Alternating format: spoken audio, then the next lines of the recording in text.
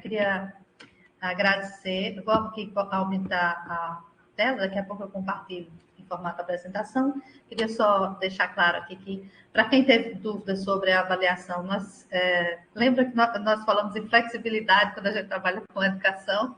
A gente teve uma conversa no último encontro síncrono sobre a quantidade de atividades, né, de avaliação e a forma de avaliação. E foi acordado que nós não fizéssemos uma última avaliação, porque ficaria um pouco, né, cansativo, eram várias avaliações abertas.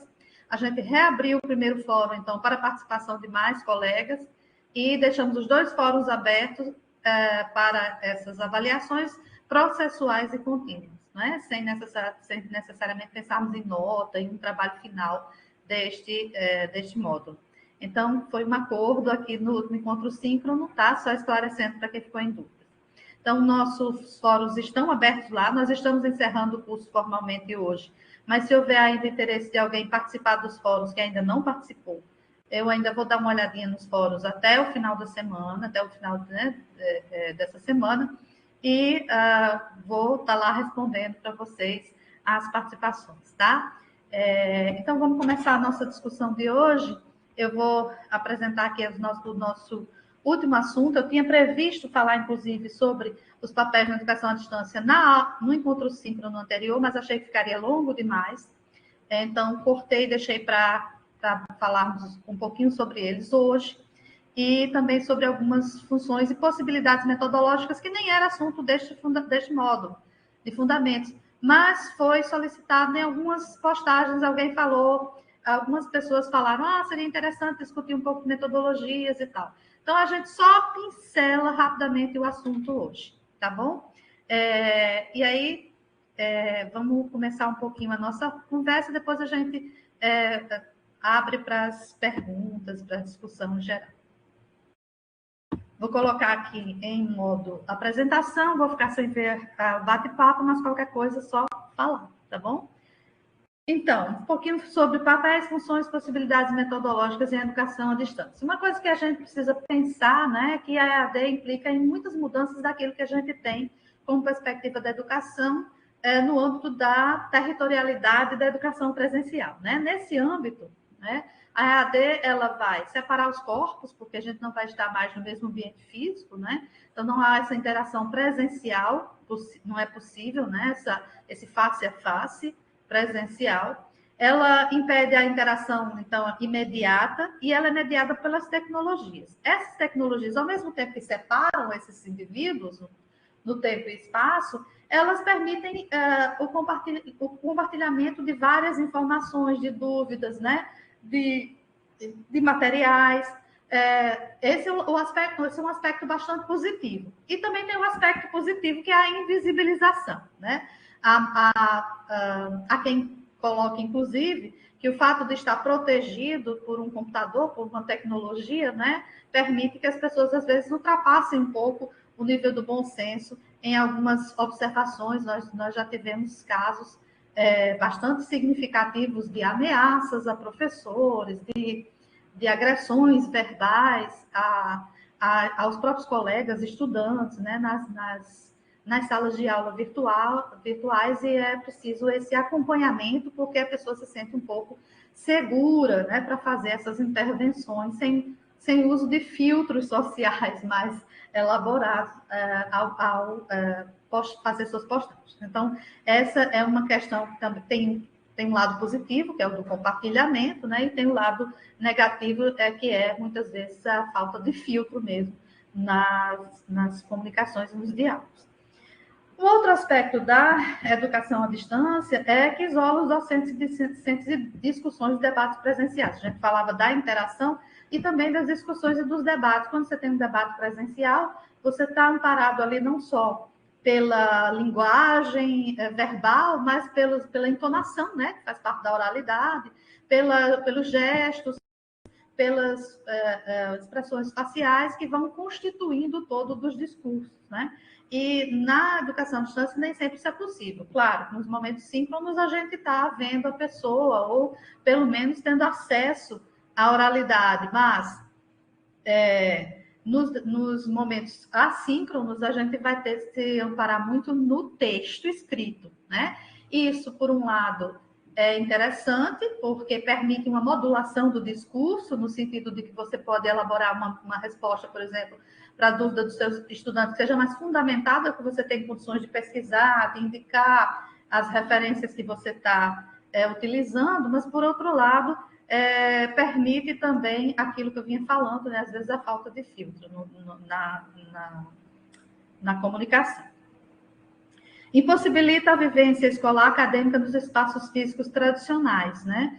Então, a gente não tem uma vivência acadêmica no âmbito da educação à distância que seja exatamente igual ao estudante da educação presencial. É possível fazer pesquisa com a cooperação, né, com a participação dos estudantes de educação à distância? Sim, totalmente possível.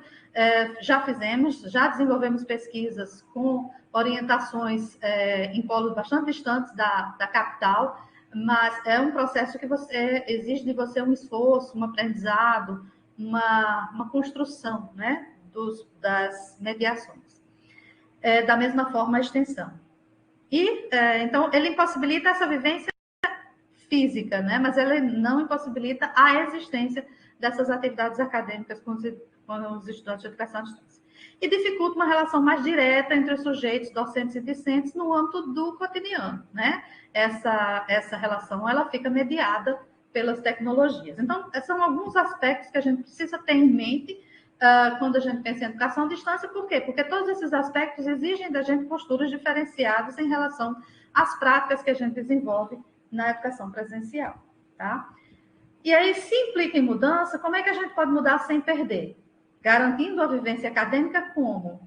Se não é possível fazê-la da mesma forma anterior, né? Permitindo a participação dos estudantes de educação à distância em pesquisa, em extensão, promovendo ou estimulando os estudos em grupo e garantindo espaços de convivência físicos e virtuais, né? Criando também espaços, tempos de diálogo. Os encontros virtuais síncronos, ou até mesmo os assíncronos, por meio dos fóruns, eles podem ser espaços de diálogo, de construção colaborativa de conhecimento, né? E estabelecendo possibilidades de colaboração por meio das atividades. Fazer algumas atividades colaborativas, mesmo que seja por meio de grupos virtuais, por exemplo. E também estando abertos ao compartilhamento de experiências. Essas são algumas possibilidades que a gente tem dessa mudança do espaço físico da educação presencial para a educação à distância, que nos permitem mudar sem perder necessariamente os nossos objetivos de formação com os nossos estudantes, né? Pensando nessas mudanças, a gente precisa pensar também, então, que cada um precisa conhecer os seus papéis e suas funções dentro dessa modalidade que é a educação à distância. Quais seriam esses papéis, né, na mediação? Nós temos alguns principais papéis, que são a gestão, os professores, quando existem os tutores, estudantes, pessoal técnico administrativo, equipe de apoio de TI, equipe multidisciplinar. No caso, as funções de planejamento, né, elas vão garantir a implementação, a manutenção, a gestão do curso e a oferta, né? Tudo isso perpassa essas questões ligadas às equipes, a todos esses papéis da educação à distância. E a equipe multidisciplinar, que ela é muito importante na modalidade, que é composta de diversos atores, né, com diversas formações, vai variar conforme o modelo pedagógico adotado para cada oferta. Então, você tem, numa equipe multidisciplinar, você pode ter o revisor, o ilustrador, o pessoal responsável pela formatação do documento, né? Quando você tem um documento impresso, escrito, aqueles responsáveis pela impressão, você tem também um designer educacional, né? Ou instrucional, como se diz. Você pode ter um pedagogo envolvido com essa oferta, né? Aliás, não só pode, como deve. Então, são variáveis os componentes dessa equipe de preparação, de planejamento de oferta do curso de educação à distância. Quais seriam, então, as funções dos professores, pensando nesses papéis, né? Os professores, eles ganham algumas características das suas funções na modalidade de educação à distância. uma das características, né? O professor sempre elabora material didático, é muito raro o professor que vai se amparar apenas no material didático que já existe, ou no material, no manual, né? No livro didático, né? O professor sempre elabora algum material didático a mais. Mas na educação à distância, especificamente, essa função ela se amplia, porque o curso todo ele é organizado a partir do material didático que é elaborado. Então, aquele material didático ele vai ou não conter atividades de percurso, que é o que a gente chama, que são aquelas atividades que vão fazendo com que o estudante pare a cada fragmento, né, de unidade didática, a cada sessão de unidade didática, e pare para compreender, para pensar, para refletir sobre aquele conteúdo que ele leu, que ele estudou. E as atividades finais de unidade didática, que são atividades que devem remeter, por exemplo, a outras aulas, a outros conteúdos, a outras leituras.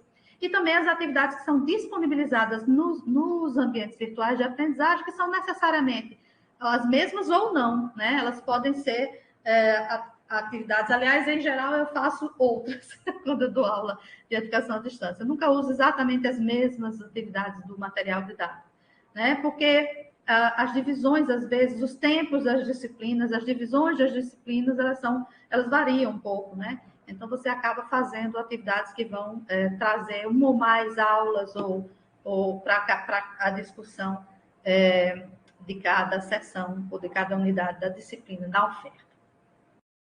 Mas, enfim, o papel do professor ele se amplia porque ele é também esse professor que elabora esse conteúdo, né? Ele vai, não só o professor, que antes se chamava professor conteudista, que é esse professor que elabora o conteúdo do material dado. Esse professor pode ser o mesmo que oferta o curso ou não, né? Quando ele é o mesmo que oferta o curso, além de elaborar o material didático, ele vai também elaborar a página do ambiente virtual, ele vai também elaborar as atividades que comporão esse ambiente virtual de aprendizagem, ele vai complementar aquele material didático do curso com outros textos, né, que ele vai recolher a partir das leituras que ele fez. Então, ele vai adequar todo aquele material didático aos objetivos do curso e aos objetivos de aprendizagem da disciplina, né? Então, estão articulados com o projeto de curso. Essa é uma função que se amplia, né, na educação à distância. Aliás, a professora Vaniquense tem um excelente texto que eu até gostaria de ter colocado no ambiente virtual de aprendizagem, infelizmente não encontrei mais, que é o papel do professor na sociedade digital. Um texto que eu li já há algum tempo, eu procurei nos meus arquivos, não encontrei, e procurei na internet e também não encontrei, infelizmente. Mas é um texto muito bem que ela fala desses diferentes papéis do professor no mundo digital, né? Nessa nova contextualização com o uso das tecnologias digitais na educação. Para além disso, então, o professor vai fazer a seleção, porque quando o curso está montado, tem todo um material didático elaborado para aquele curso, ele também precisa fazer uma seleção desse material didático e das diferentes mídias que poderão ser utilizadas no processo de ensino-aprendizagem. Então, um exemplo, né? Se eu vou ministrar a minha disciplina, que é a língua portuguesa, num curso subsequente, eu mesma elaborei o material didático dos cursos subsequentes daqui do Instituto Federal do Rio Grande do Norte, de língua portuguesa. No entanto, eu não utilizo todas as aulas necessariamente sempre.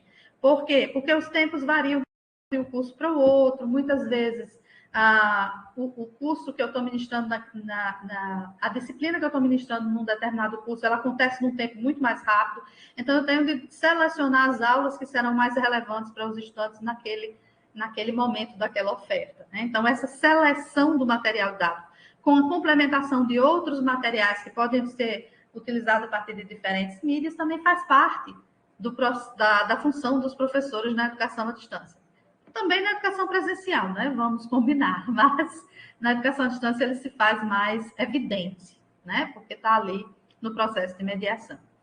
Realiza também a gestão acadêmica do processo de ensino-aprendizagem, principalmente quando atua junto com tutores, né? Quando há uma oferta mais ampla de vagas e o professor atua, por exemplo, com 2, 3, 4 tutores, ele acaba sendo muito mais um gestor daquele processo de ensino-aprendizagem do que necessariamente fazendo diretamente a mediação pedagógica. Faz tempo que eu não atuo assim, porque nós temos ofertado turmas menores e divididos, né, a carga horária com os demais colegas da disciplina, e temos utilizado menos tutores aqui no Instituto. Mas já houve casos de pegar até 5 tutores, né, 6 tutores por oferta, e a gente trabalha muito, e aí o diálogo do professor não é diretamente com o estudante necessariamente, então, embora esse diálogo também exista, mas é principalmente com os tutores, guiando as formas de mediação pedagógica, orientando que atividades e que avaliações serão realizadas, providenciando, né, discussões com os tutores acerca das formas de avaliação, como os estudantes serão avaliados, a partir de que conteúdos, a partir de que, né, percentuais de gabaritagem, digamos assim, das atividades, né? Então, a gente precisa trabalhar muito na gestão do próprio processo, né? Acompanhando a mediação pedagógica que os tutores realizam. E, nesse caso, o diálogo ele é fundamental. O acompanhamento do processo no ambiente virtual de aprendizagem e o diálogo com os tutores também, né?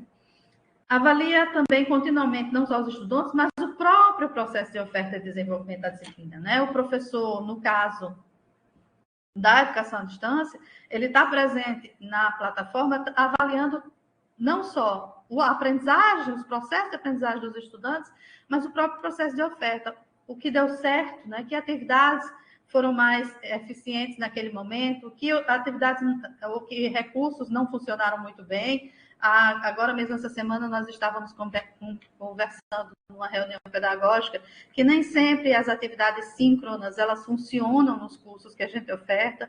Em cursos subsequentes, por exemplo, é muito difícil manter um público de estudantes para assistir webinars e lives e coisas assim. Eles acabam muitas vezes acessando só posteriormente ou nem acessam, né? Então, ficamos discutindo a viabilidade, se realmente é um recurso interessante para ser utilizado nos cursos técnicos subsequentes a webinar, esse momento síncrono via videoconferência, né?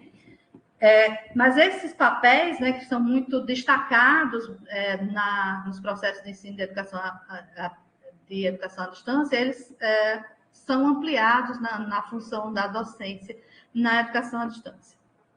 E, obviamente, os professores não foram necessariamente formados para isso, né? Eles não têm necessariamente uma capacitação nem para o uso das tecnologias, nem para montar um ambiente virtual de aprendizagem adequado. Por exemplo, eu já peguei muitas páginas de professores nossos, e nós temos desde sempre uma preocupação de dar essa autonomia ao professor, né? Porque o professor tem uma autonomia dentro da sua sala de aula, então, quando gestora, nós tínhamos essa preocupação de capacitar os professores para a elaboração da sua própria sala de aula no ambiente virtual de aprendizagem, utilizando os recursos de que o Moodle dispõe.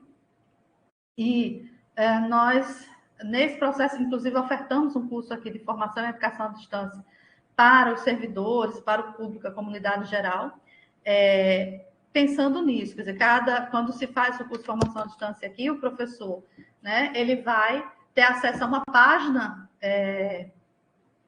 digamos assim, de teste, né? Onde ele vai montar a página da sua disciplina, onde ele vai elaborar os objetivos de aprendizagem daquela disciplina que ele escolheu para fazer, e aí ele vai ser avaliado nessa organização mesmo da página de educação à distância. E, nesse sentido, muitas vezes a falta de conhecimento dos professores faz com que eles coloquem, por exemplo, imagens gigantescas, sem uma descrição adequada, utilizem um excesso de atividades avaliativas por unidade, por seção da disciplina, ou utilizem vídeos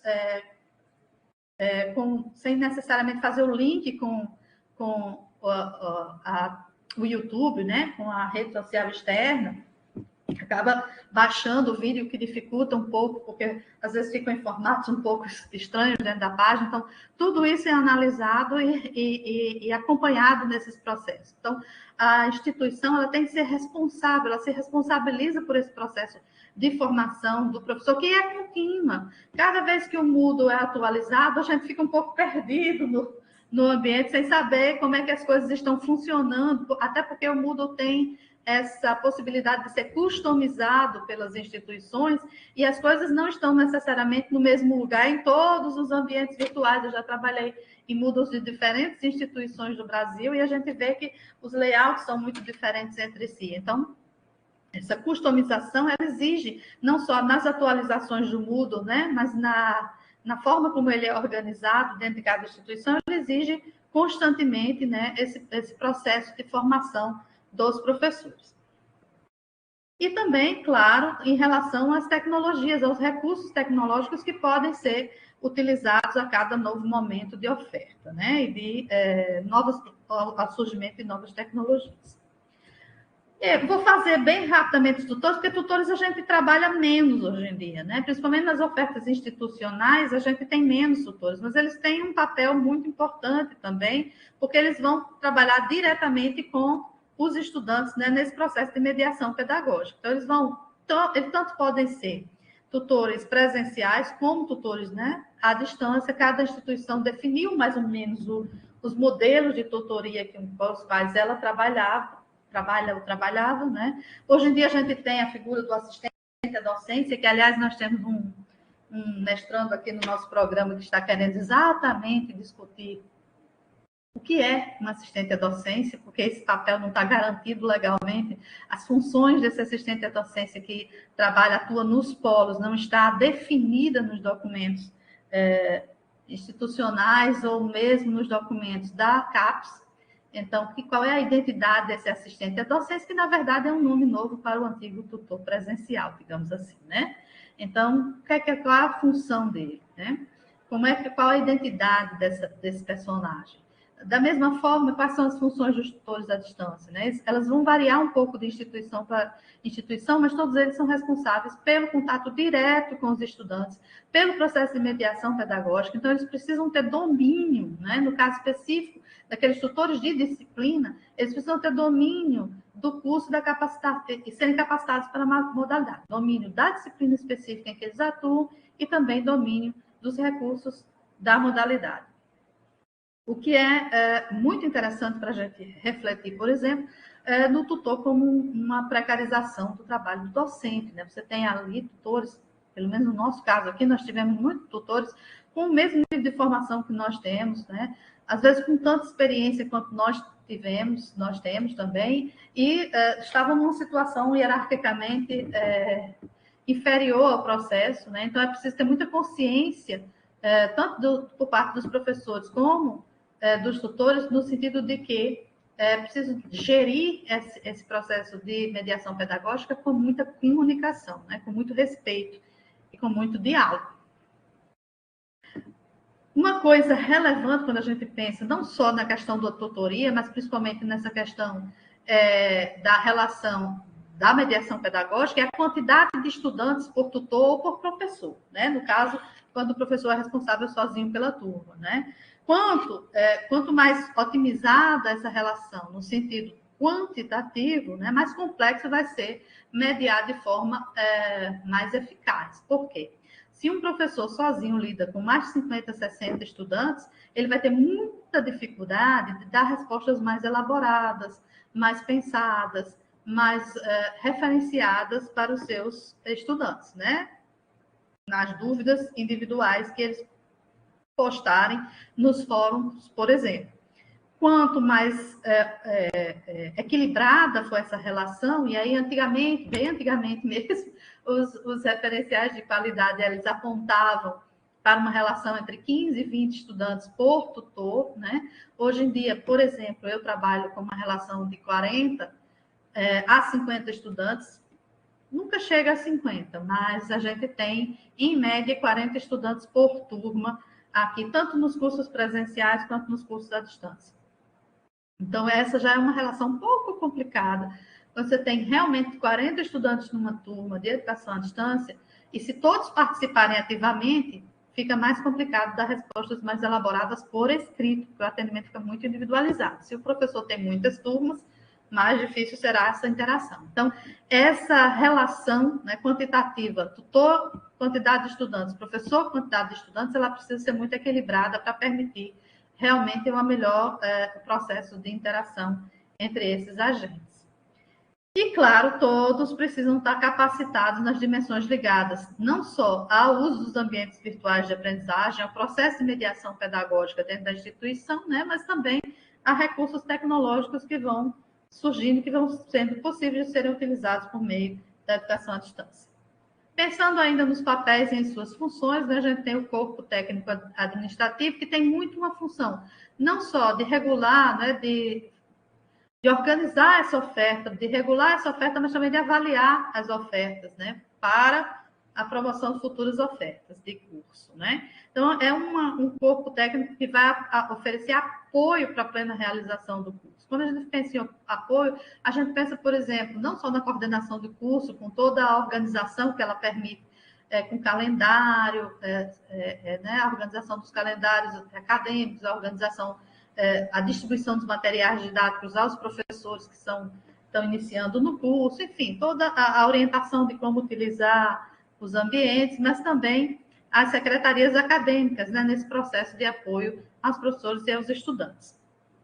Há também um apoio muito importante, que é o suporte para a manutenção da infraestrutura necessária para a oferta, que essa estrutura ela vai ser não só física, mas também tecnológica, e isso exige uma manutenção constante, né? E o suporte administrativo, que permite não só o registro, o acompanhamento da vida acadêmica do estudante, a certificação, né, mas também o apoio aos docentes no desenvolvimento, na produção e disponibilização do material didático. A gestão do curso, ela vai estar presente em todos esses momentos também, não é? Principalmente na relação com os polos, quando há polos de apoio presencial. Então, é preciso um diálogo muito forte entre coordenadores, a gestão da educação à distância, os coordenadores de curso, né, os coordenadores de polo, todos ficam muito cientes dos processos que acontecem naquela oferta, né, dos processos avaliativos, das necessidades de laboratório, do acompanhamento nas atividades práticas. Por quê? Para evitar obstruções nesse diálogo, né? E isso pode causar realmente problemas sérios no desenvolvimento do curso e até na atuação, né, no desenvolvimento da aprendizagem dos estudantes. Os coordenadores de polo, eles são muito importantes quando há polos, né? Eles dão suporte aos momentos presenciais, eles são relevantes demais no estímulo à participação, né, ao sentimento de pertencimento dos estudantes ao ambiente acadêmico, né? Eles fomentam essa presença dos estudantes no polo e também permitem a realização de atividades práticas quando esse polo está bem organizado, quando ele conta com laboratório, quando ele conta com ambiente físico para o trabalho, não só dos tutores, do coordenador, mas também para a participação ativa dos estudantes naquele polo. E aí vamos para os estudantes. Quer dizer, se todos têm alguma responsabilidade, os estudantes têm. E a gente vinha falando muito da questão da autonomia dos estudantes, né? Que essa autonomia, independente do modelo pedagógico, ela vai ser necessária, né? Claro que quanto mais mediada a oferta, né, mais o estudante vai ter um suporte nessa sua autonomia. Quanto menos mediada, mais individual é esse processo de aprendizagem. Mas, de qualquer forma, ele vai ter necessidade de ter responsabilidade com o próprio processo de ensino-aprendizagem, né? Então, ele precisa estar motivado em relação àquele processo, né? Esse é um elemento crucial na educação à distância, porque os percentuais de evasão são ainda bastante altos, né? Nesse processo de responsabilidade, ele precisa ter uma boa organização dos seus horários, porque a gente não pode pensar que a educação à distância não exige tempo de estudo, né? Ela exige o tempo da leitura, ela exige o tempo da realização das atividades, ela exige o tempo da aprendizagem. Atenção também ao cumprimento de prazos. Vocês não têm noção de como é difícil os estudantes, ou vocês têm noção, né? Acho que vocês têm. Os estudantes compreenderem os prazos e atenderem aos prazos, né? Na educação presencial, muitas vezes a gente não tem tanto essa dificuldade, embora sempre tenha aquele estudante que diga assim: professora, perdi meu pai. A gente sabe que estudante mata muito pai, mãe, tio, avô, né? Eventualmente, por conta de provas e entregas de trabalhos. Ou minha tia ficou doente, ou meu pai ficou doente, enfim. Mas em educação à distância é uma coisa absurda. O que eu recebo de mensagens de alunos um mês depois que a disciplina acabou, dizendo: professora, eu perdi as atividades da disciplina, é possível fazer de novo? e aí a disciplina já acabou o mês, então fica muito complicado. E eu acho que isso é um reflexo direto dessa questão de leitura e interpretação de texto. Muitas vezes, eles não param para ler as notificações que eles recebem dos ambientes virtuais de aprendizagem. Eu acho que essa é uma cultura que precisa ainda ser construída na educação à distância. A necessidade de ficar atento não só à notificação, com a informação básica que consta no título da notificação, mas a leitura do conteúdo da notificação, né? Então, é muito comum os estudantes não darem muita atenção a essas notificações, pelo menos na minha realidade. Compromisso ético com a própria aprendizagem, né? E aí eu coloquei essa questão aqui porque temos discutido muito hoje, inclusive essa semana, próxima semana nós teremos um evento aqui com duas colegas, eu vou fazer a mediação dessa mesa, vai ser um evento bem pequeno, presencial mesmo, mas discutindo a questão da produção de texto nesse momento em que as inteligências artificiais começam a interferir mais ativamente nesse processo de produção de conhecimento, né? Com o ChatGPT, por exemplo. Mas aí a gente discutindo isso numa roda de conversa que está disponível no YouTube, né? Numa roda de conversa aqui do PPGEP, a gente estava pensando que quando você se utiliza de uma inteligência artificial para produzir o seu texto, você não está burlando apenas o professor, não está burlando apenas uma banca que vai avaliar o seu trabalho, seja para um evento, seja para outra situação de aprendizagem, mas está burlando a si mesmo, né? Porque você está se impedindo de compreender os conteúdos que estão sendo desenvolvidos, que estão sendo discutidos naquelas leituras que são necessárias à produção daquele conhecimento. Então, esse compromisso ético ele é importante. E muitas vezes se discute que na educação à distância é muito mais fácil fazer plágios, enviar atividades plagiadas, né? Eu acho que em termos isso, porque na educação presencial a gente também vê muito essa questão do copiar e colar, mas na educação à distância, como a coisa fica com base somente em dois dedinhos, né? Ctrl+C, Ctrl+V, duas teclas, a coisa fica mais fácil dos estudantes acabarem copiando, às vezes sem nem perceber que o professor vai identificar que aquele texto não é dele, né? Mas, enfim, esse compromisso ético não só com o outro, que é o curso, com o professor, né? Com o tutor, mas com o próprio processo de aprendizagem. A disponibilização ao diálogo, né? E como é que se dá essa disponibilização entre os estudantes? Dialogar, participar dos fóruns, né? Participar dos chats, participar das atividades síncronas e não só apenas postar a sua dúvida, mas interferir, conversar, compartilhar acerca das dúvidas e das postagens dos colegas, né? Essa é uma participação que a gente espera dos estudantes. Muitas vezes eles não sabem que eles precisam fazer isso, que isso faz parte do processo de mediação e do processo de aprendizagem num ambiente virtual de aprendizagem. Então, cabe um pouco a nós, professores, também insistir nessa participação mais ativa desses estudantes. Existem mecanismos, né, pedagógicos e recursos e procedimentos que a gente pode utilizar nessa insistência, digamos assim, dessa presença dos estudantes no ambiente virtual de aprendizagem.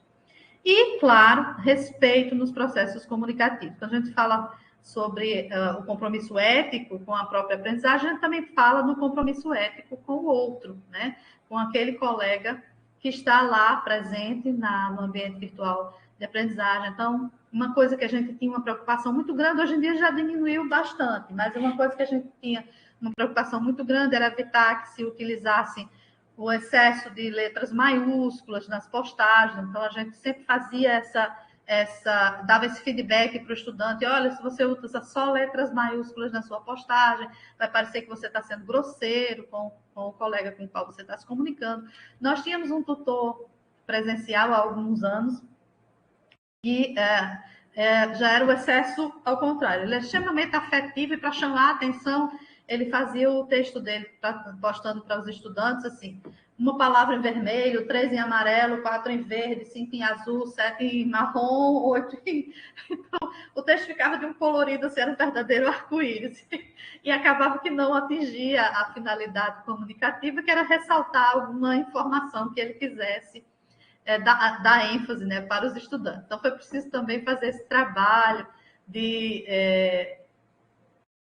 de orientação, no sentido de como, né, trabalhar com esses estudantes, como enviar as mensagens, como fazer, como dar uma ênfase numa mensagem, como utilizar os recursos de cor, os recursos de ícones, por exemplo, não encher o texto de coraçõezinhos, de rostinhos sorridentes. Então, esse foi um processo, como eu digo, uma cultura que foi sendo construída também na modalidade de educação à distância. Hoje em dia, a gente já tem uma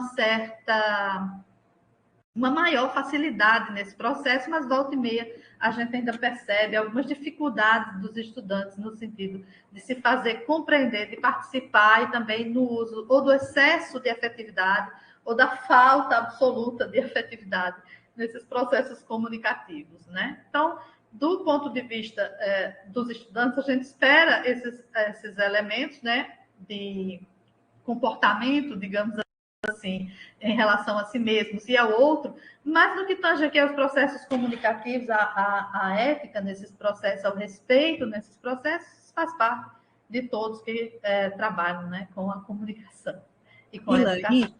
A Bruna levantou a mão, não sei se foi por engano, se ela gostaria de falar, e também tem algumas questões sobre o que você acabou de falar aqui no chat. Então, a Bruna já abriu o microfone, acho que ela vai falar. De repente, se conseguir dar uma olhadinha nas últimas ali do chat. Vamos lá, então. Pois não, gente.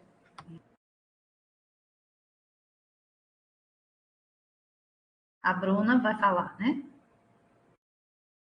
Oi, boa tarde, professora Ilane e demais colegas. Tudo bem?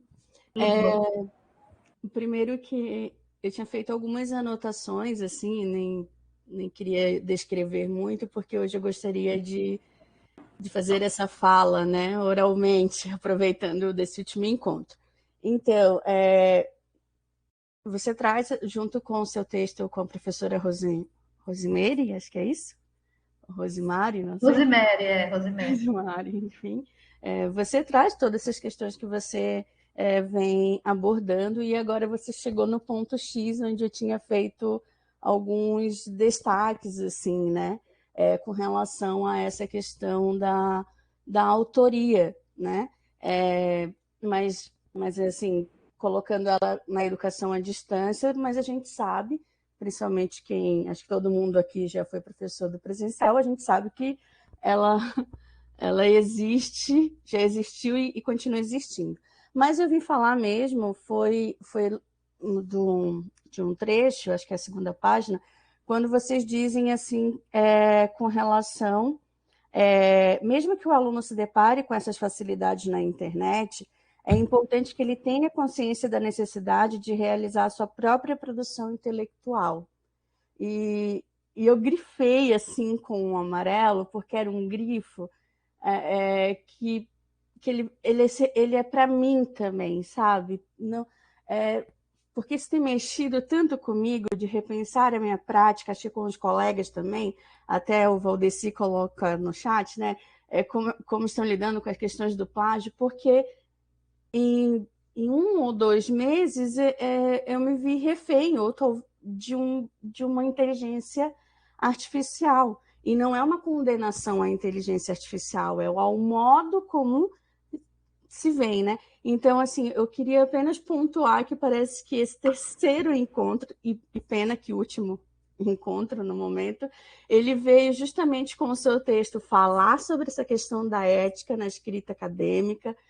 Vocês foram muito pontuais e ela vem bem de encontro com o que a gente está vivendo agora. O que fazer diante de uma inteligência artificial, que é o chat GPT, não só em trabalhos acadêmicos comuns, né? Mas nesses, como as monografias, as dissertações, teses, enfim. Só que nesse texto vocês também falam que o próprio Moodle, através de um plugin, pode auxiliar na detecção de plágios em atividades. Aí eu gostaria só apenas que você fizesse essa ligação, assim, né?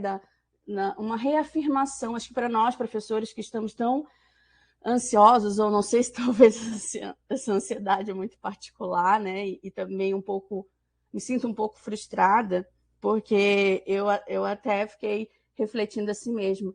É uma geração, e aí eu não me refiro à idade, tá? É uma geração, eu escrevi isso para mim ontem, assim, ó. Você que se rendeu ao chat GPT pensando que está enganando seus professores ou orientadores de trabalhos acadêmicos, saiba que jamais saberás o valor de disputar um livro na biblioteca, de comprar livros usados ou pegar emprestado de alguém, quase que suplicando. Felicidade clandestina. Tem um texto de Clarice Lispector sobre isso. Felicidade clandestina.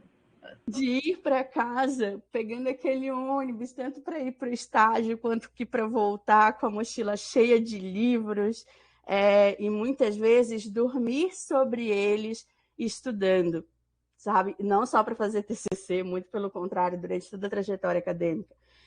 Fazer resumos, resenhas, rabiscar aqui, ali, acolá, escrever com autoria, aí me desculpe, eu escrevi com letras grandes, a palavra em caixa alta, autoria, não é fácil, mas não há sabor melhor do que aprender a escrever.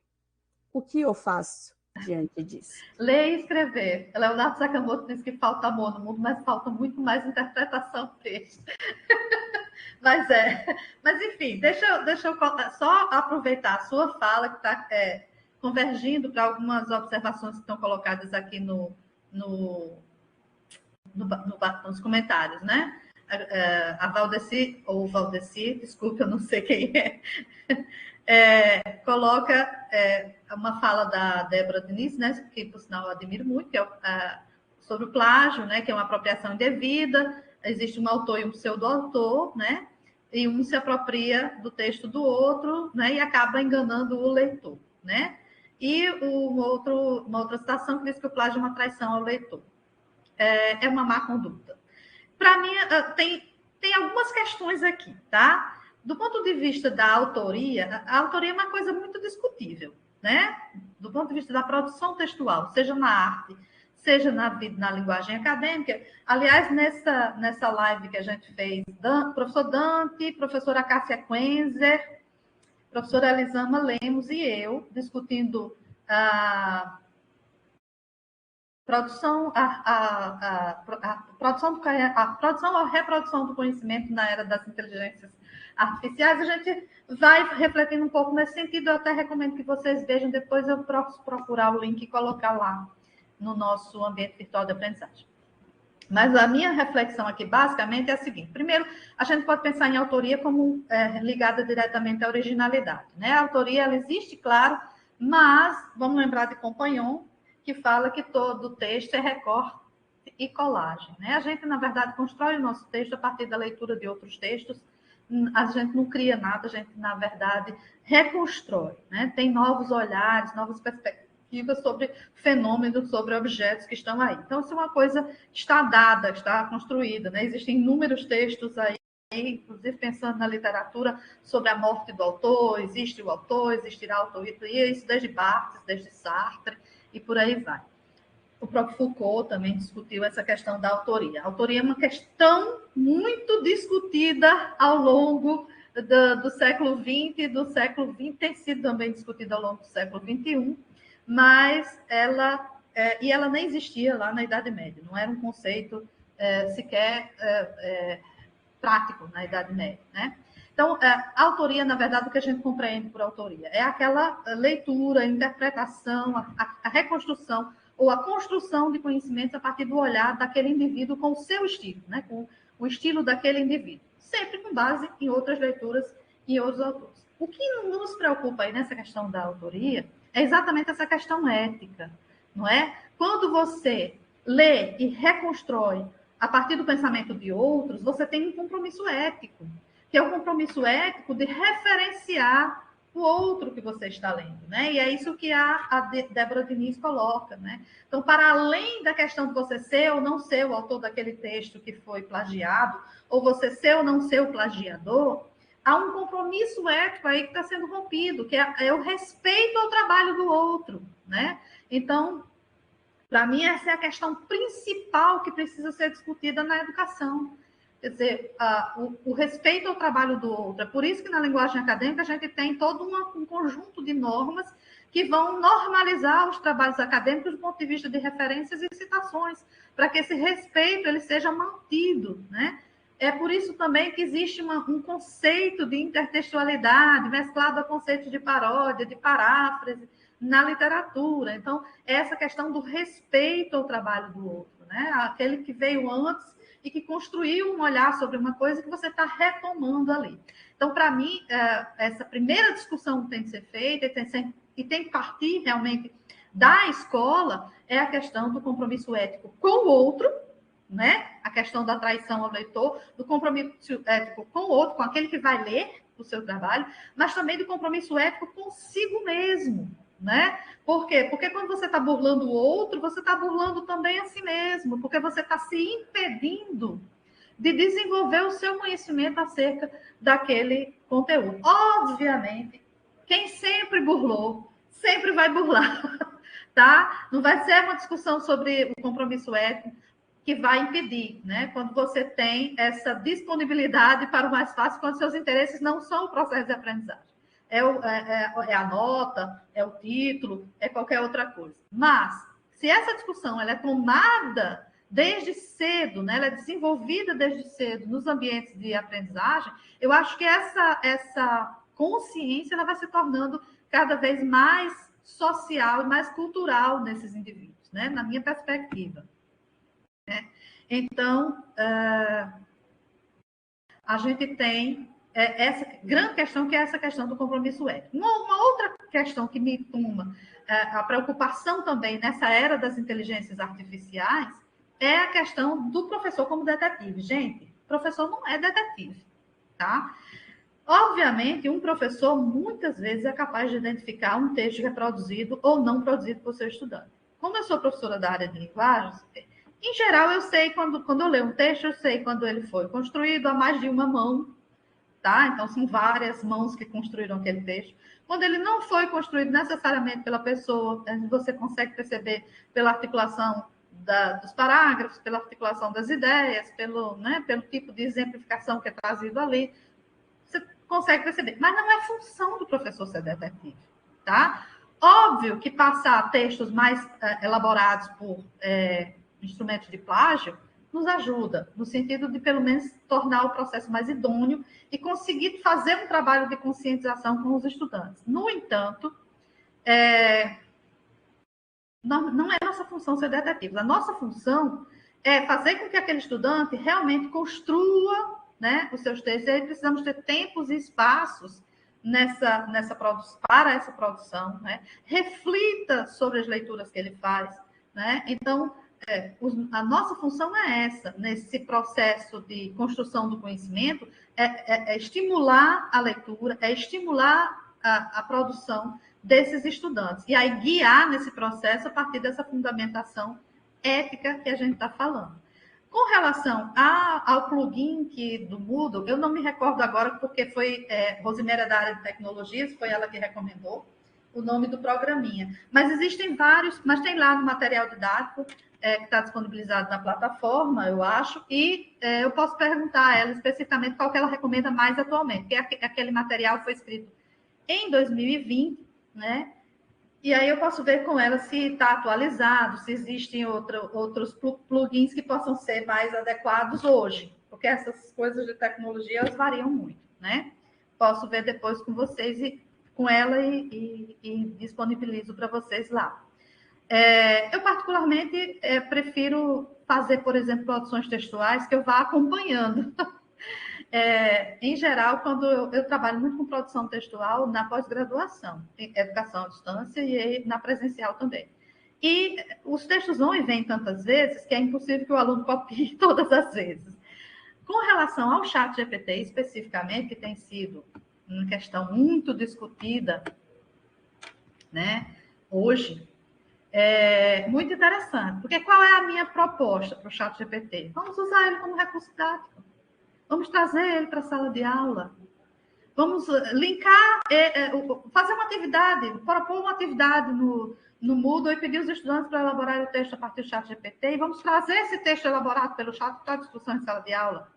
E eu digo isso com muita tranquilidade. Por quê? Estamos testando o ChatGPT aqui e o que é que nós percebemos? Ele ainda comete, assim, muitos problemas. E ele é muito melhor em língua inglesa do que em língua portuguesa, né? Então, em língua portuguesa, ele ainda tem uma série de problemas que precisam ser corrigidos. Do ponto de vista de ortografia, não. Do ponto de vista de coerência, do ponto de vista de coesão, de progressão, ou do ponto de vista de aprofundamento de alguns conhecimentos, de alguns temas, tá? Exatamente. Agora, o que é um autor de Michel Foucault. Então, o ChatGPT ele tem muitos problemas ainda em língua portuguesa na produção textual. Agora mesmo eu estou escrevendo um texto para publicar com uma colega e nós fizemos uma série de testes com o ChatGPT para colocar os títulos das sessões do nosso trabalho. E ele trazia cada título absurdo. Nós dávamos o conteúdo e ele trazia um título assim, totalmente aleatório. Então, não vai, o ChatGPT não vai produzir, por enquanto, textos de uma qualidade mais elaborada. Então, essa é uma questão que pode ser muito bem utilizada como análise textual na sala de aula, ou como análise mesmo de conteúdo. Outra coisa que foi identificada, que saiu há pouco tempo uma matéria, se eu não me engano, no UOL sobre isso, o ChatGPT, ele comete, inclusive, erros na coleta de dados que ele faz. Vamos lembrar que é uma inteligência artificial, mas ela é manipulada por inteligências humanas. Né? São exatamente as informações que são disponibilizadas na rede, que são coletadas por essa inteligência e filtradas para atender às perguntas específicas que são feitas a ele para a produção do conhecimento. Né? Então, antes de qualquer coisa, vamos ensinar os nossos estudantes, pelo menos, a saber perguntar. Né? Porque não dá para ter um bom texto se você não faz uma boa pergunta. A questão, né? Quando a gente fala em linguagem acadêmica, a questão de pesquisa ela é fundamental. Então, vamos aprender a elaborar boas questões para que, pelo menos, o ChatGPT consiga nos trazer bons resultados. Né? Outro aspecto que a gente também discute, inclusive discute lá nessa live que está no YouTube com relação ao ChatGPT, é essas informações que o ChatGPT traz. Você pode validá-las? Elas são realmente informações verdadeiras? É possível validá-las do ponto de vista do conhecimento daquela área específica que você está solicitando, né? Que o estudante está solicitando? Esse estudante ele vai ter acesso às referências, e aí nós fizemos um teste. Nós pedimos listas de referências ao ChatGPT e ele não nos forneceu listas de referências adequadas. E quando nos forneceu, ele nos forneceu uma série de listas de referências adequadas para o tema que nós estávamos desenvolvendo. Então, é preciso ter muito cuidado com o uso do ChatGPT, porque, inclusive, as referências não estão facilmente acessíveis para quem utilizar o ChatGPT para a produção textual, para a produção de conhecimento. Esse é um elemento que o professor precisa ficar atento, por exemplo, na produção textual dos seus estudantes. Se as referências, elas batem aquilo que está sendo desenvolvido pelo texto. Além das questões que eu vinha falando, de coesão, de coerência, além da questão da validação do conhecimento, né, tem essa questão das referências que não são necessariamente corretas quando ele elabora um material. Outra coisa são alguns usos de vocabulário que, por ele ser melhor em língua inglesa do que em língua portuguesa, vão complicar a vida de quem produzir utilizando apenas o ChatGPT, tá?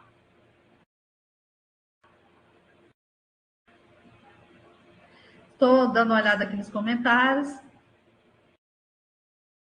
Sim, a Bruna falando, a ideia do professor detetive é minha, tá, Bruna? É porque eu não acho que o professor tenha de sair buscando se o aluno plagiou ou não plagiou imediatamente. Eu acho que o professor, primeiro, ele tem que tratar dessas questões em sala de aula, né? Eu acho que não cabe ao professor estar identificando totalmente se foi plágio ou se não foi plágio, mas conscientizar o estudante acerca da sua responsabilidade no processo de ensino-aprendizagem também, né?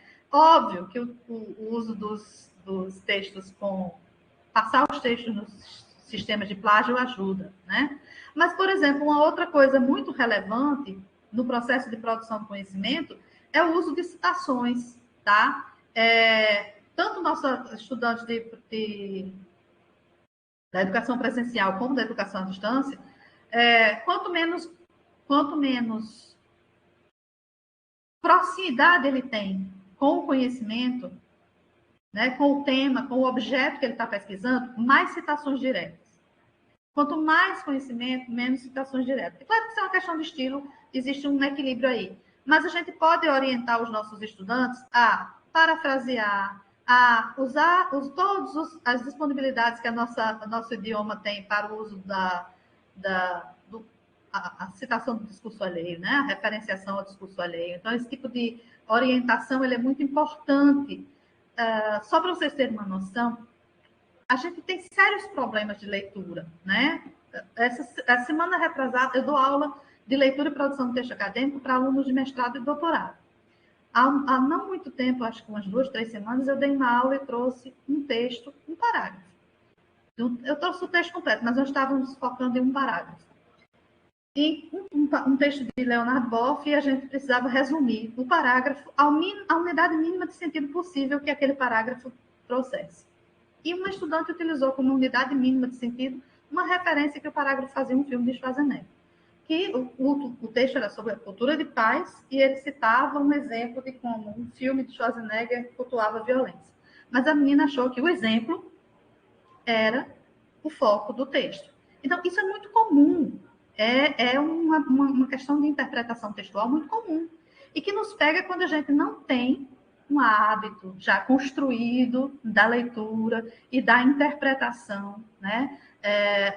Já constituído nos nossos processos mentais de sumarização, porque para a produção de conhecimento a gente vai estabelecendo esses processos de interpretação e sumarização daquilo que a gente lê, né? Que são os processos mentais. Então, trabalhar com os estudantes no sentido de construir esses processos de compreensão leitora, de trazer esses recursos tecnológicos para a sala de aula, para a gente discutir a partir daquilo que eles produzem, né, para demonstrar que a perfeição ela não existe se não for trabalhada pelo pensamento, né, na construção lenta do raciocínio, do desenvolvimento cognitivo acerca daquele tema, daquele objeto que a gente está investigando. Isso é preciso trazer para a sala de aula. A gente usa muito a sala de aula no ponto de vista da minha área, para ensinar gramática, né? Para fazer tarefas muito pontuais, e a gente usa muito pouco a sala de aula como diálogo, como espaço de ler, de discutir, de falar, né? De ouvir e também de interpretar. Eu acho que isso é uma mudança que a gente precisa fazer, e quanto mais complexas as inteligências artificiais, mais elaboradas precisam ser essas aulas de conversa, de diálogo, de leitura, de interpretação e de discussão dos textos nos ambientes, seja ele da educação presencial, seja ele da educação à distância. Pois é, no Enem os alunos não vão poder usar o chat GPT, né? Mas eu já fui avaliadora de redação do Enem e já vi que muita gente leva a redação pronta, viu? Às vezes não tem nada a ver com o tema que está sendo discutido, mas eles colocam lá. Por quê? Justamente porque não tem condições de escrever uma redação que está proposta, né? Com o tema que foi proposto. Já peguei muita redação. Por exemplo, o tema da redação era criança na mídia, e a pessoa fez uma redação sobre meio ambiente. Muitas vezes aconteceu isso, não foi só uma ou duas. Isso é a dificuldade que as pessoas têm de ler, de interpretar, né? E de produzir textos. E a gente precisa trabalhar mais isso em sala de aula. Infelizmente, ainda é pouco que a gente faz. E aí, quando eu falo em professor detetive também, Bruno, é para a gente não se responsabilizar tanto como professor, sabe? A gente já tem muitas responsabilidades. Eu fico sempre muito revoltada quando eu vejo textos muito prescritivos para professor, tá? O professor deve, o professor precisa, o professor tem de, né? Claro que o professor tem uma responsabilidade muito grande, mas assim, já são tantas responsabilidades, se a gente ainda dá a ele a responsabilidade de ser responsável pelo texto do outro, aí já fica mais complicado. Então, vamos um pouco liberar essa nossa carga pesada e pensar que o nosso compromisso é com o processo formativo, né? Muito menos com identificação de plágio e muito mais com o processo formativo que subjaz, né, a essa questão ética de citar o outro, tá? Professora, oi.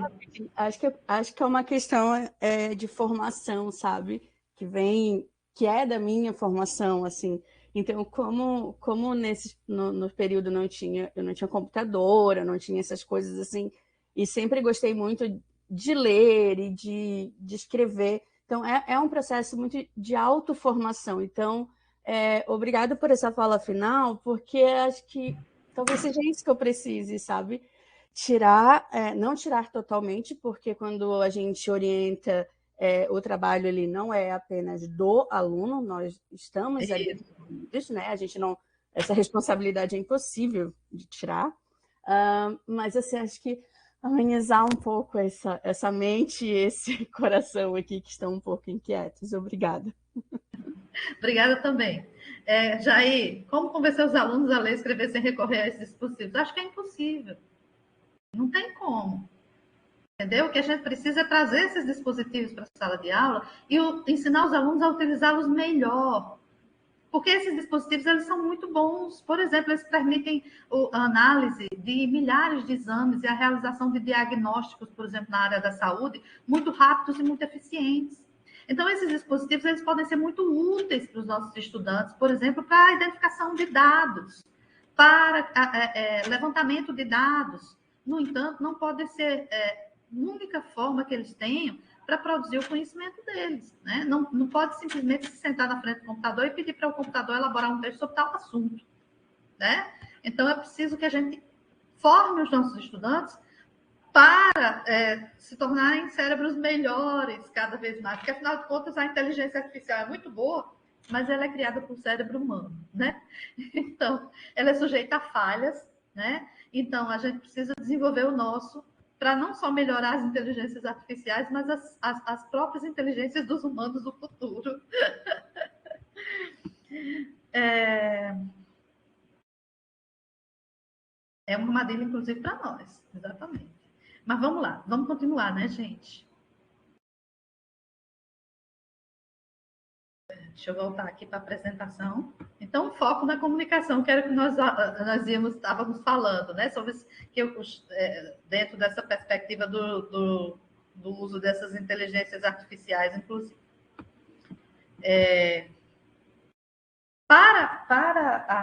Pensando a comunicação, né, em todos os níveis do processo de educação à distância, a gente tem que pensar também em conhecer os usos de aplicações dos recursos disponíveis, né? O ChatGPT é um recurso que a gente pode trazer para a sala de aula, né?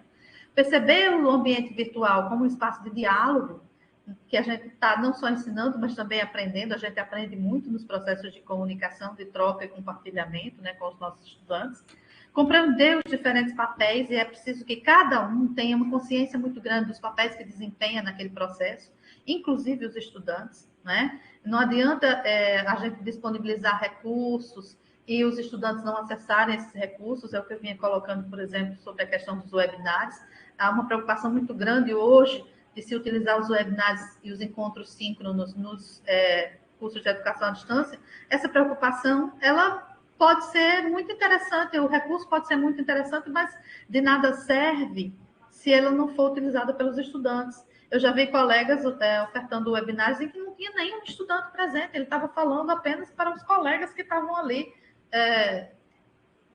de certa forma, dando um apoio para ele naquele momento. Né? Então, não atingiu a sua intenção comunicativa, aquele texto, né? Aquela webinar. Então, se não funciona aquele recurso dentro daquele processo, vamos pensar em outro recurso, né? Às vezes, os cursos totalmente à distância podem ser até mais eficazes, dependendo da turma, dependendo do contexto em que você esteja, né? Eu ia colocar aí alguma coisa e cortei, mas eu acho que era a questão do diálogo e eu disse de outra forma. Depois eu ajeito isso aí para vocês, antes de disponibilizar os slides. Comunicar-se, então, de forma clara, precisa. Uma outra questão muito importante, inclusive, vou a próxima, acho que o próximo mês, agora no início do próximo mês, fazer um evento só sobre essa questão do feedback. Essa questão do diálogo, né, dentro do ambiente da sala de aula. A questão do feedback ela é muito importante, né? Os tempos e espaços que são dados nesse processo. Eu fico sempre muito angustiada quando eu demoro muito a responder a um estudante. Obviamente, eu não posso estar presente nas salas de aula virtuais todos os dias da semana. Então, eu elejo alguns dias em que eu vou entrar em cada uma das salas de aula em que eu tenho no ambiente virtual de aprendizagem.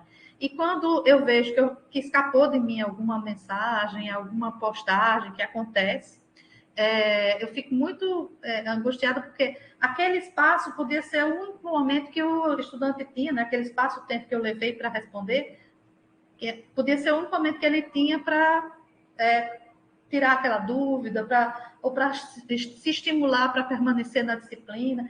Claro que isso não depende só de uma resposta do professor, mas a resposta ela é muito necessária, né, dentro desse ambiente virtual. E uma outra questão nessa resposta, que é muito relevante, é a forma como a gente dá essa resposta, né? Aquilo que eu vim falando sobre a questão da afetividade, do respeito, né, e da afetividade.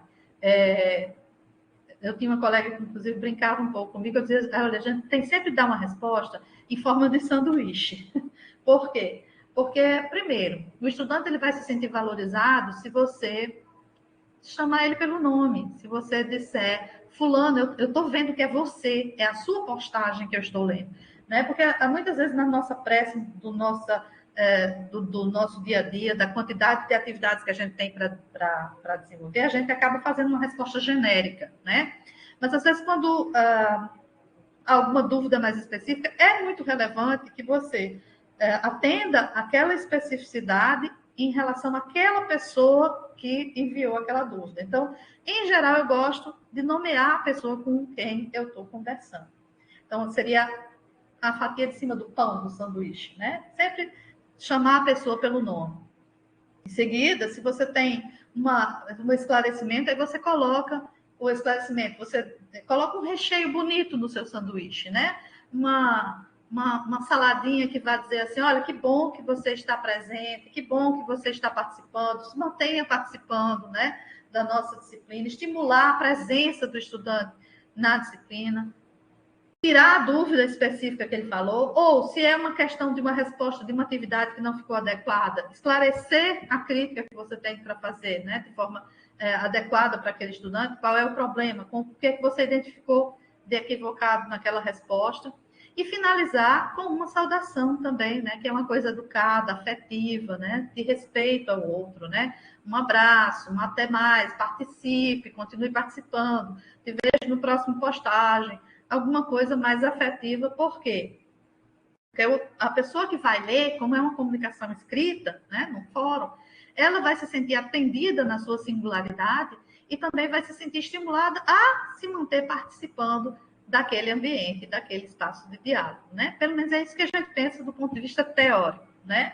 Que a afetividade, o respeito, a forma como a gente estabelece um diálogo com o outro, ele vai também ser um estímulo à permanência do estudante, né, dentro daquele espaço de diálogo. E, claro, uma coisa que é estimulante, que é interessante para os estudantes, é utilizar outros recursos para além daqueles que estão disponibilizados no ambiente virtual de aprendizagem. Que, aliás, eu já tive um estudante que fez uma monografia uma vez só sobre identificando que recurso o professor utiliza mais no ambiente virtual.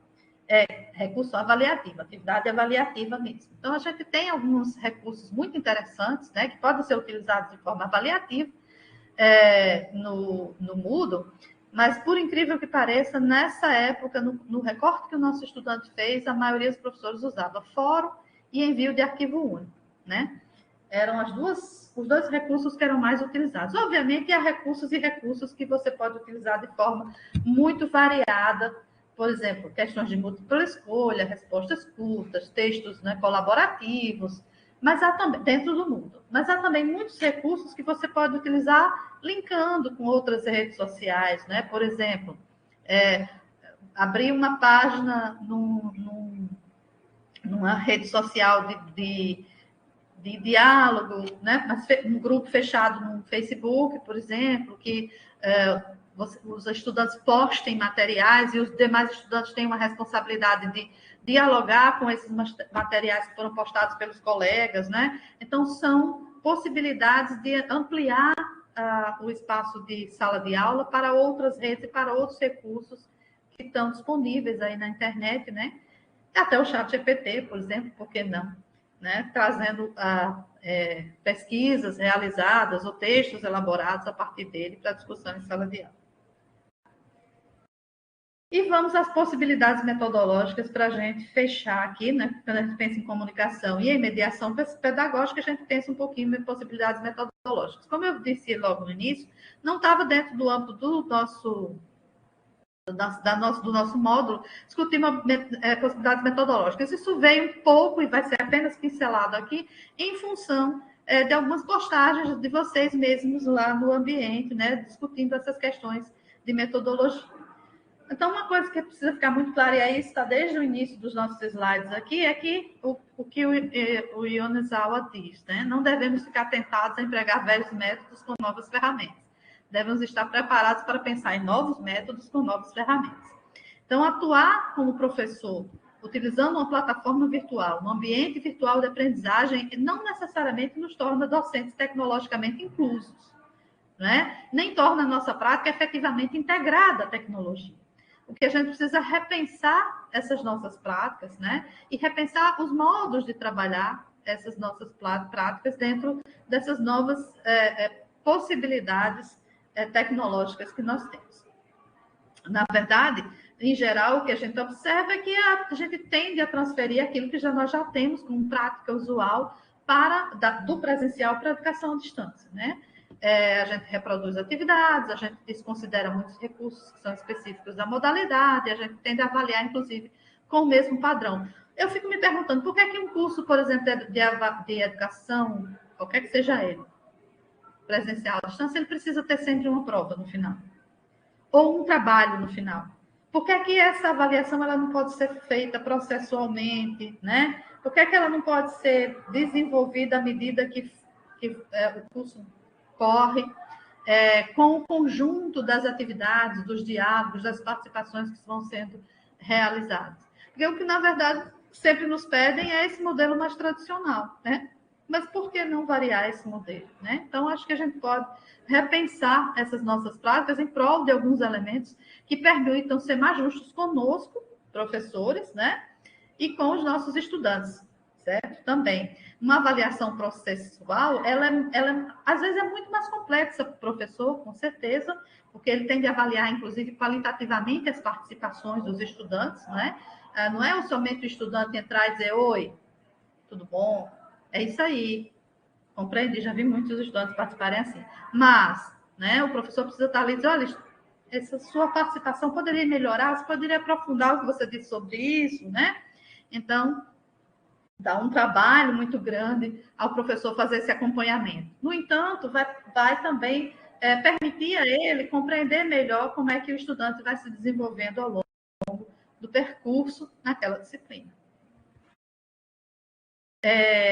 E essa revisão, eu vou retomar isso aqui, eu já coloquei isso aqui em outro slide, mas como a gente está falando de metodologias, né, e desse processo de mudança, né, para a gente realmente nos adaptar a novas formas de trabalho, né, essa revisão exige flexibilidade, não só de horários, mas de postura, conectividade, que é a qualidade do acesso, né, que a gente tem, afetividade, que a gente já vem falando, né, que é fundamental para motivar não só o professor e o estudante, mas também motivar o processo, né, a dinâmica da comunicação.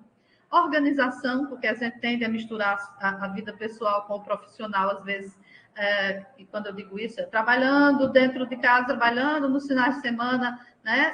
Como a gente trabalha por meio de um computador, a gente acaba misturando um pouco os horários e os tempos, né? Então, organizar a nossa vida para que a gente também tenha uma vida para além do trabalho, né? Atenção ao estudante em sua dúvida, né? Isso é uma coisa muito importante, uma atenção individualizada àquela dúvida que eu vim falando, né? Chamar pelo nome, né? Explicar especificamente aquela dúvida, ou numa atividade que ele postou, chamar atenção para alguma coisa que você destacou naquela leitura que você fez da atividade, né? E a humildade, saber que o docente, por mais que ele tenha estudado, ele pode aprender novas coisas também naquele processo de ensino-aprendizagem com os estudantes, né? Pensar o que, como e quando essas atividades irão acontecer, né? Esse processo de planejamento ele é muito importante e deixar isso claro também é muito importante. E, claro, a criatividade, que é a criatividade vai permitir a exploração, inclusive, dos recursos que estão disponíveis para a gente trabalhar, né? Eu passei bem rápido, porque a gente já tem isso no outro slide, a gente já discutiu sobre isso antes, foi só uma retomada aqui. Nesse processo de planejamento, né, pensar nesse processo de planejamento em mudança, pensar a prática pedagógica de forma a tornar os conteúdos atraentes, né? Com relação àquilo que a gente fala sobre material didático, por exemplo, às vezes a gente dividir o material didático em pequenas sessões de conhecimento e trabalhar o conhecimento e as atividades a partir daquelas pequenas sessões de conhecimento pode ajudar o estudante no processo de educação à distância a compreender melhor os conceitos, né? Tempos históricos, né? Legislações, enfim, conteúdos mais complexos. E planejar também, eu estou ouvindo uns barulhinhos, gente, eu não sei se é o bate-papo. Planejar também considerando os recursos tecnológicos e os textos multimodais ou hipermodais que estão disponíveis aí no espaço, né, dos ambientes virtuais na internet. Os textos multimodais, como afirma Maceto, aí tem a referência, né, eles são constituídos por múltiplas linguagens. E aí, quando a gente fala em textos multimodais, a gente está falando utilizar recursos como animações, como vídeos, como infográficos, né, áudios, podcasts. Uma colega minha, do Instituto Federal do Pará, desenvolveu um trabalho maravilhoso com os estudantes dela, do ensino médio, com a elaboração de podcasts sobre história. Então, ficou, inclusive, disponíveis aí para outros colegas de outras instituições. Então, são recursos que a gente vai trazendo para o nosso ambiente de sala de aula e que a gente pode utilizar, inclusive, como estímulo para os estudantes, né? E é um recurso simples de ser elaborado, porque, claro que ninguém vai exigir um podcast super elaborado de um estudante, né, que não tem tantos recursos tecnológicos para isso, mas a elaboração de pequenos áudios, de entrevistas, a possibilidade de editar esses áudios. Muitas vezes esses estudantes dominam esse conhecimento, mas eles não dominam como aplicar esses conhecimentos no processo de aprendizagem. E isso eu acho que é um papel da educação, né? Lembrar que a internet está aí, né? E as inteligências artificiais estão aí para disponibilizar informações, mas o grande lance da educação é exatamente saber o que eu faço com essas informações, né? Que informações são essas? Elas são verdadeiras? Onde eu posso checar a credibilidade dessas informações? Que ambientes eu posso consultar para ter informações com maior credibilidade? Então, o grande papel da educação, né, vai ser exatamente não dar informação, mas permitir que o estudante saiba filtrar as informações, utilizar de forma adequada as informações para a construção do conhecimento. E na sala de aula virtual, pensar a sala como esse espaço de encontro, né? E não apenas de disponibilização de materiais e atividades. Esse espaço de encontro e esse espaço de diálogo, seja ele com atividades síncronas ou assíncronas, objetivas ou subjetivas, né? Ser sempre um espaço onde possa haver comunicação, orientação, tira dúvidas, construção de projetos em grupo, mesmo que esses grupos sejam virtuais, né? E os fóruns, inclusive, são importantes espaços nesse sentido, né? Para o compartilhamento não só de experiências, mas também de arquivos entre os estudantes, estimulando o diálogo, né? Pensando no planejamento, e aquele planejamento que eu falava sobre unidades, né? Repensar o conteúdo, a gente ser flexível também com relação ao conteúdo. É claro que isso não é responsabilidade só do professor. Quando a gente fala em educação à distância, a gente está falando de uma atividade colaborativa, em que estão presentes vários personagens, né? Da equipe de acompanhamento, da equipe pedagógica, da coordenação de curso, enfim. Isso não é uma responsabilidade só do professor, né? Se a instituição está aberta a essa flexibilidade, o professor tem a possibilidade de fazer escolhas, separar o conteúdo em temas ou em problemas ou em casos integradores dos vários tópicos fragmentados de cada disciplina, ou até de integrar o trabalho entre várias disciplinas, né? Fazer um planejamento pensando em unidade de aprendizagem, não em conteúdo especificamente, permite explicitar melhor os objetivos que serão alcançados naquele período proposto para aquela unidade, né?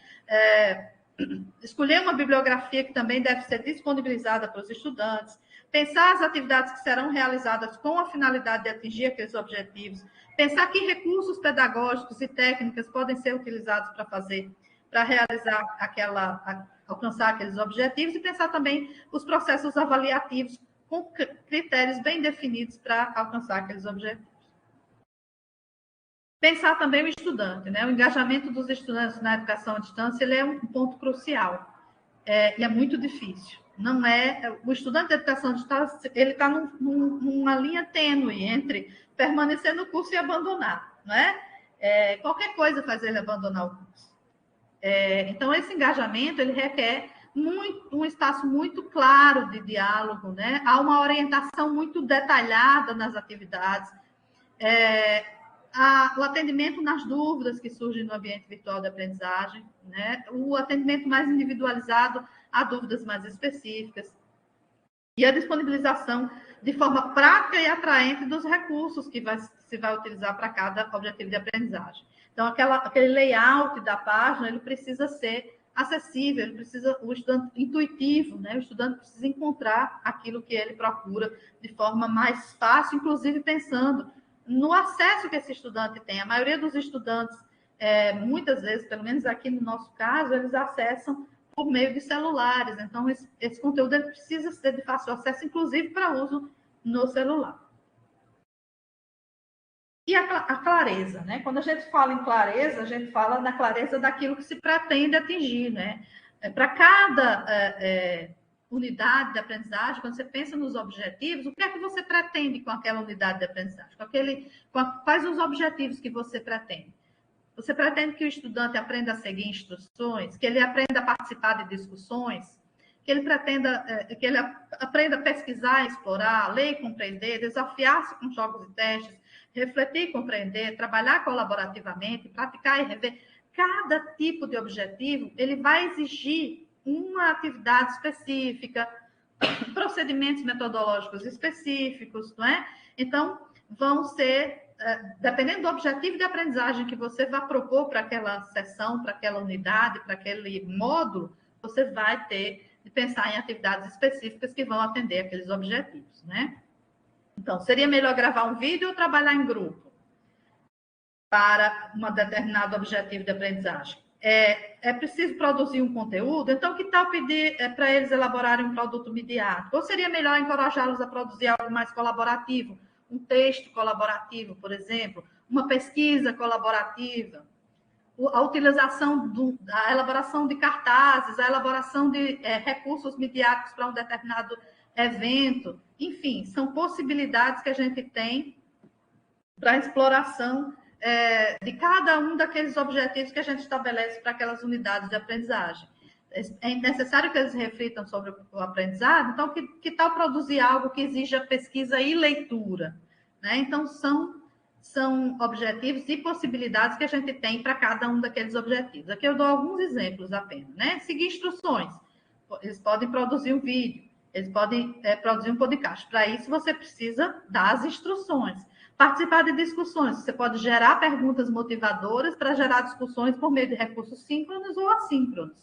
Praticar e rever. Eles podem responder atividades com questionários, com jogos, ou eles podem pesquisar determinados temas e apresentar determinadas sínteses sobre temas de pesquisa, né? Compartilhar arquivos online, elaborar sínteses a partir de leitura, pesquisar em sítios confiáveis, sintetizar a pesquisa a partir de parâmetros indicados pelo professor, enfim, uma infinidade de possibilidades. E algumas estratégias possíveis, né? Explorar grupos de trabalho, formulação de questionamentos para pesquisa, aquilo que eu vinha dizendo antes, né? Vamos ensinar os nossos estudantes a perguntar, porque perguntar é muito mais fácil, às vezes, é muito mais difícil, às vezes, do que responder. Às vezes a gente dá a pergunta e o estudante só precisa buscar a resposta. Mas se a gente diz a eles, olha, eu preciso que vocês elaborem uma série de questionamentos sobre tal tema para a gente discutir, isso às vezes bate os parafusos na cabeça deles, eles ficam confusos. Como é que eu vou perguntar? Vou perguntar o quê? né? Então, aprender a fazer perguntas, inclusive para as leituras que a gente vai fazer, é muito importante. Atividades a partir de leituras indicadas, todos nós já fazemos, né? Utilizar para fazer questionamentos, né? Fazer questionamentos para que os estudantes interajam no ambiente virtual de aprendizagem, compartilhar materiais que permitam compreender melhor os conteúdos abordados, né? Aqui a gente, às vezes, elaborava, além do material didático impresso, os videozinhos. Chegamos a elaborar para alguns cursos animações mesmo, para que os estudantes compreendessem alguns conteúdos mais específicos, né, das disciplinas. Então, é muito interessante, mas isso também já existe disponível, a gente pode linkar, né, a URL para o Moodle. Produzir conteúdos, compartilhar e comentar as produções dos colegas, também pode ser uma atividade. Fazer pesquisas em sites confiáveis, eu estou sempre falando de sites confiáveis, né, porque depois desse... nesse momento da sociedade que a gente vive, é muito importante que o nosso papel, que eu estava dizendo, não é o seu detetive do plágio, mas aquele que guia para que ele saiba onde buscar a informação com um compromisso ético, né?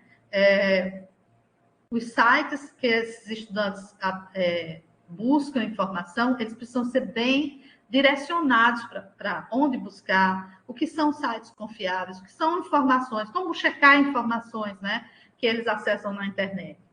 Elaborar atividades que exijam pesquisa, compartilhar esses resultados, discutir a validade das informações coletadas na pesquisa, são estratégias possíveis de trabalho também nesse processo, né, de diálogo, de manutenção da comunicação, na mediação pedagógica dentro da educação à distância. E o processo de feedback, porque a avaliação é não somente uma nota, né? Ela é também um feedback para o estudante.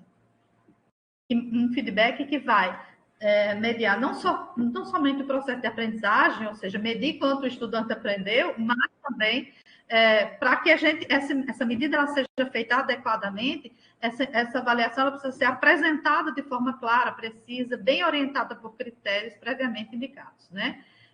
E é sempre importante esse acompanhamento contínuo dos estudantes, mesmo quando a avaliação ela não é contínua, o acompanhamento é necessário, né? Pensar os processos também de autoavaliação. Muitas vezes a gente se surpreende quando a gente, ao invés de fazer uma avaliação de conteúdo, a gente faz um processo de autoavaliação para que esses estudantes participem realmente do processo de avaliação. Tenho bons relatos de experiência com relação à autoavaliação.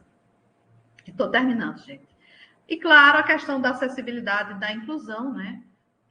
Quando a gente tem e trabalha com estudantes com deficiência, e é o nosso caso aqui, né? Mas a gente tem alguns estudantes com deficiência visual, com problemas de desenvolvimento, de cognição. Então, isso muitas vezes exige um acompanhamento específico da instituição, o suporte, né, para a customização do Moodle, por exemplo, né, para contraste, para audiodescrição de imagens. Às vezes a gente não sabe fazer uma audiodescrição de imagens. O professor de língua portuguesa trabalha muito com tirinhas, por exemplo. Como é que a gente vai fazer uma descrição de uma tirinha sem dar a resposta do conteúdo que a gente está colocando numa questão avaliativa para o estudante? Às vezes a gente acaba, na descrição da tirinha, dando a resposta daquilo que a gente está perguntando. Precisa a gente fazer um treino também nesse processo de pensar como é que eu posso descrever da melhor maneira essa imagem, de uma maneira mais sucinta, né, para que o estudante compreenda aquilo que a gente está querendo e exigindo dele. Uma baixa visão, ela vai exigir maior contraste, né, na tela. A surdez, quem tem estudantes com surdez, isso exige muitas vezes um processo de legendagem.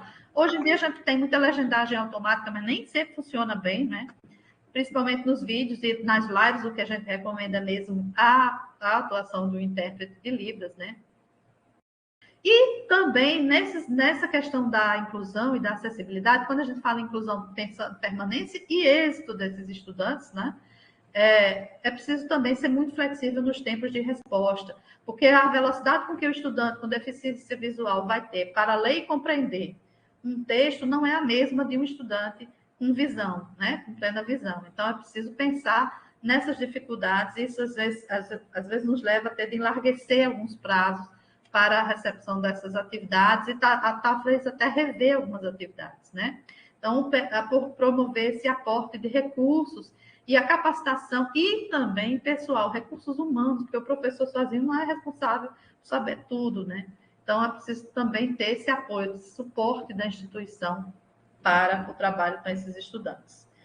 E pensar colaborativamente, né? Com foco na aprendizagem, pensando a interação como meio de construção do conhecimento, a organização de grupos, a responsabilidade coletiva pelo aprendizado.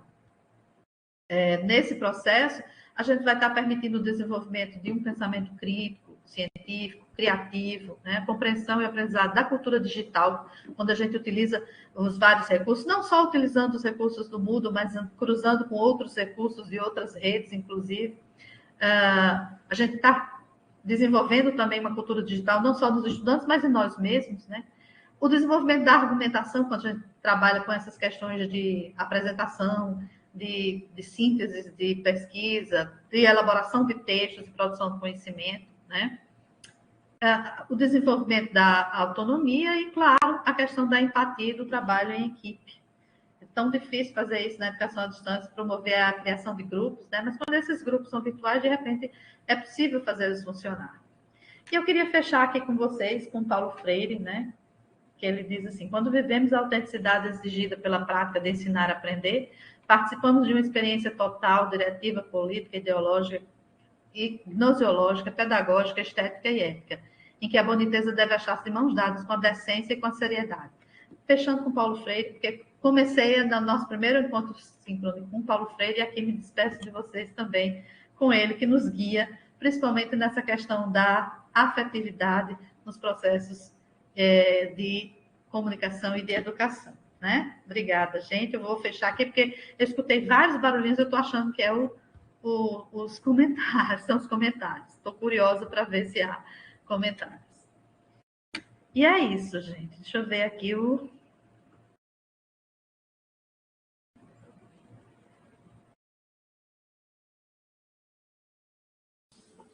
Professora Ilane, enquanto você dá uma olhadinha nos comentários, queria deixar nosso agradecimento pelas interações que nós pudemos ter nesses 3 encontros, lembrar os colegas que a professora Ilane está dando como prazo final essa semana para participação no fórum, de preferência ainda hoje, para que ela tenha um último tempinho ali para comentar. Então, se alguém ainda não tiver participado, que possa, então, participar ainda hoje, se possível, mas eu creio que a maioria já participou, e deixar, então, nosso abraço, nosso carinho,